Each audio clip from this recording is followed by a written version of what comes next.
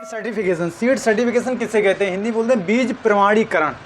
प्रमाणीकरण किसे कहते हैं? तो सीड सर्टिफिकेशन का तात्पर्य सीड प्रोडक्शन की विभिन्न अवस्थाओं में बीज गुणवत्ता को प्रभावित करने वाले सभी कारकों पर प्रभावी ढंग से नियंत्रण करने की क्रिया को हम क्या कहते हैं? सीड सर्टिफिकेशन कहते हैं। बीज प्रोडक्शन की विभिन्न अवस्थाएं, उसकी गुणवत्ता और क्वालिटी, सीड प्रोडक्शन को हम क्या कहते हैं? Seed certification. उसके बाद हम उसको समय समय पर टेस्ट कराते रहते हैं। लास्ट में हमें पता लगता है हमारा बीज है या अनाज। तो विभिन्न अवस्थाओं में टेस्ट करना ही क्या कहलाता है? Seed certification. पढ़ना है सर्टिफिकेशन एजेंसी। सर्टिफिकेशन एजेंसी में सबसे पहले होता है board of director. Board of director एक सबसे बड़ा अधिकारी होता है। ये विभिन्न योजनाएं और पॉलिसी बनाता रहता है समय समय पर।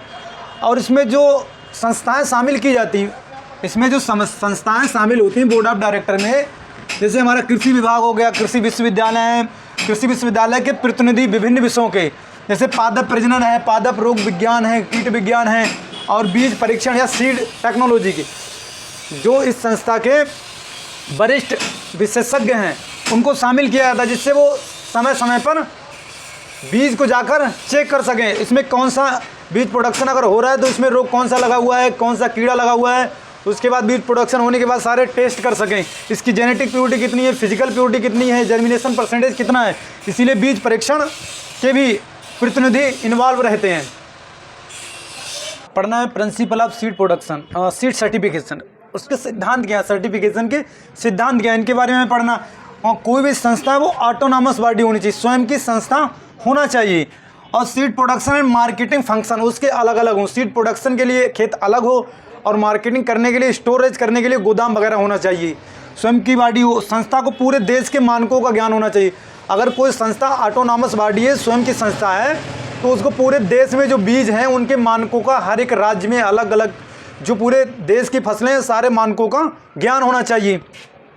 संस्था के पास सीड सर्टिफिकेशन प्रशिक्षित स्टाफ हो। अगर जिससे हम सीड सर्टिफिकेशन करा रहे हैं जिस संस्था से, उसके पास जो भी स्टाफ है उसको ज्ञान होना चाहिए सीड सर्टिफिकेशन कैसे किया जाता है। और संपूर्ण निरीक्षण का प्रावधान हो।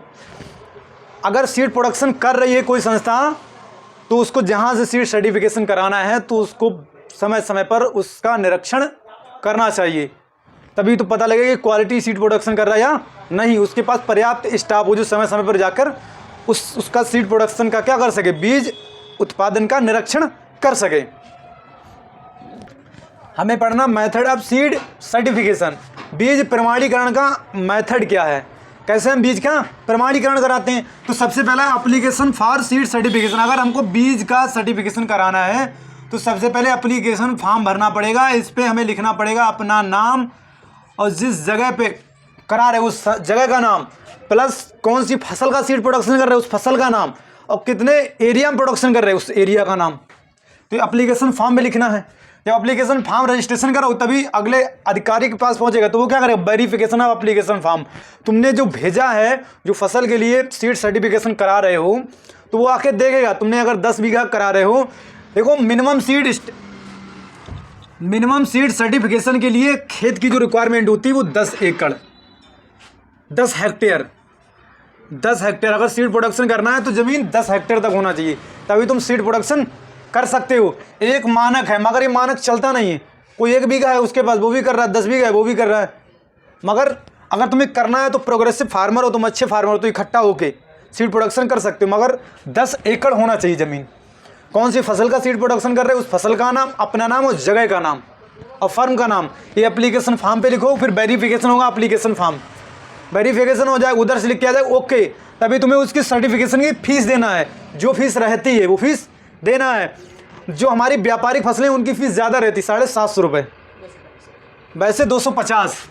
नॉर्मल फसलों के लिए जैसे गेहूँ, धान वगैरह उसके लिए 250, और व्यापारिक फसलें हैं जैसे कपास वगैरह उसके लिए 750 रुपये फीस रहती है सीड सर्टिफिकेशन की। उसके बाद inspection of the seed crop, जो क्रॉप के लिए हम सर्टिफिकेशन करा रहे हैं, तभी सीड इंस्पेक्टर जो आएगा वो इंस्पेक्शन माने होता है देख रेख करना। वो समय समय पर आके तुम्हारे प्लॉट का इंस्पेक्शन करेगा, उस क्रॉप का भी इंस्पेक्शन करेगा। फिर क्या, inspection of during seed processing. अब सीड का हम प्रोसेसिंग कराने के लिए जाना है सीड प्लांट में, तो वहाँ भी समय समय पर इंस्पेक्शन किया जाएगा। उसकी क्वालिटी देखी जाएगी, भाई क्या क्वालिटी, इसमें मिलावट तो नहीं है, इसकी साफ सफाई वगैरह सबका ध्यान रखेगा। Seed inspector. अगले क्या है, seed sampling and analysis.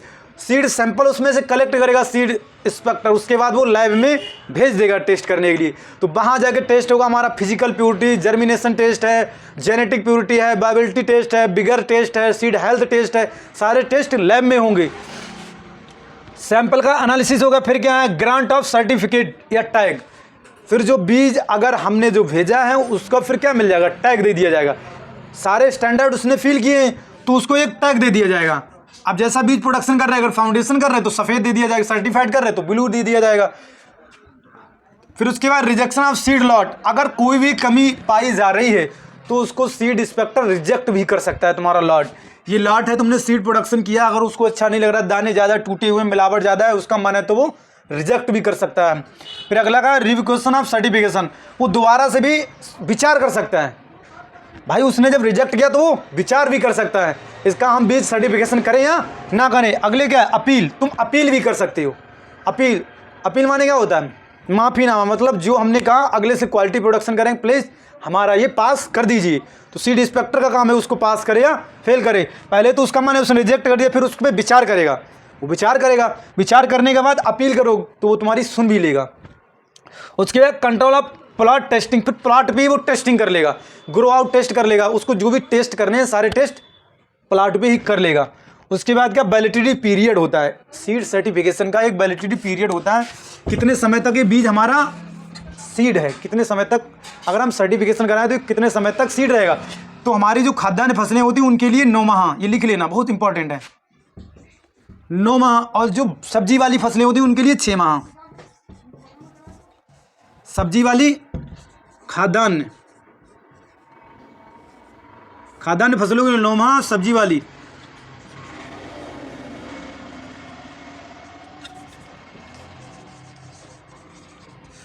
Vegetable फसलों के लिए 9 माह। अगर ये बीज हमारा एक्सपायर हो गया, 9 माह के बाद एक्सपायर हो जाए, अब तुम्हारा तो बीज है, अब तुम्हें घाटा लग रहा है तो उसका रीटेस्ट करा सकते हो। रीटेस्ट अगर करा रहे वो सारे स्टैंडर्ड फुलफिल कर रहा है, अगर जर्मिनेशन परसेंटेज सही आ रहा है, फिजिकल प्योरिटी, सारी प्योरिटियाँ, क्वालिटी उसमें बरकरार है, तो इसका दोबारा से 9 माह के लिए, वो 6 माह के लिए पीरियड बढ़ा दिया जाएगा। ये 6 माह तक और वैलिडिटी इसकी बढ़ा दी जाएगी। वैसे 9 माह के लिए होता है। अगर किसी कारणवश तुम्हारा ये बीज बिका नहीं, रह गया, तो उसको दोबारा टेस्ट कराओ लैब में। फिर उसके बाद क्या है, उसको दोबारा से बढ़ा दिया जाए, उसकी डेट को बढ़ा दिया जाए, कितने दिन तक, 6 माह के लिए। ये सीड सर्टिफिकेशन का पूरा प्रोसेस है, इसका एक स्क्रीनशॉट ले लेना, ये बहुत इंपॉर्टेंट है।